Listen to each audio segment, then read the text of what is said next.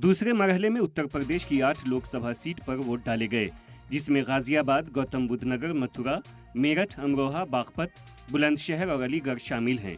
इसमें मथुरा सीट सबसे हॉट मानी जा रही है। यहां से बीजेपी उम्मीदवार हेमा मालिनी जीत की हैट्रिक लगाने के लिए मैदान में है, तो उनके सामने कांग्रेस से मुकेश धनगर हैं। वोट डालने के बाद हेमा मालिनी ने बताया कि मथुरा की आवाम से उन्हें काफी प्यार मिला है। वहीं मेरठ सीट से रामानंद सागर के रामायण सीरियल में राम का किरदार निभाने वाले अरुण गोविल मैदान में हैं, जबकि उनके सामने समाजवादी पार्टी से सुनीता वर्मा हैं, जिन्हें अपनी जीत का 100% भरोसा है।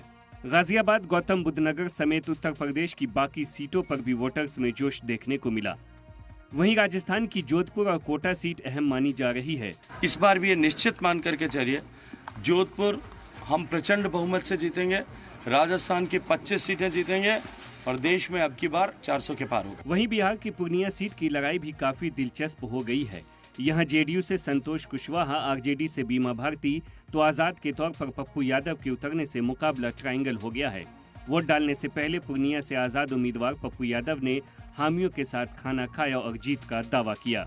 वायनाड के अलग अलग पोलिंग बूथ पर लोग सुबह से ही जमा हो गए और पूरे जोश के साथ वोट किया। बड़ी तादाद में खवातीन घर से बाहर निकली और वोट किया। एक खातून अपने गोद में बच्चे को लेकर वोट करने पहुंची। दरअसल वायनाड सीट से राहुल गांधी ने 2019 में 4 लाख से ज्यादा वोटों से जीत दर्ज की थी और इस बार तो कांग्रेस को केरल की सभी सीटों पर जीत का भरोसा है। वायनाड सीट पर ट्रायंगुलर मुकाबला माना जा रहा है। 2019 में राहुल गांधी ने वायनाड लोकसभा सीट पर बड़ी जीत हासिल की थी और दूसरे नंबर पर सीपीआई लीडर पीपी सुनील रहे थे। पिछले इलेक्शन में केरल में यूडीएफ ने शानदार जीत हासिल की थी, लेकिन इस बार मुकाबला सख्त माना जा रहा है और राहुल गांधी के सामने ताल ठोक रहे बीजेपी उम्मीदवार के सुरेंद्रन जीत का दावा कर रहे हैं। दरअसल राहुल गांधी ने 2019 में अमेठी और वायनाड दोनों जगह से इलेक्शन लड़ा था, लेकिन अमेठी में हारने के बाद इस बार कांग्रेस ने इस सीट पर अभी तक पत्ते नहीं खोले हैं। ब्यूरो रिपोर्ट, सलाम टीवी।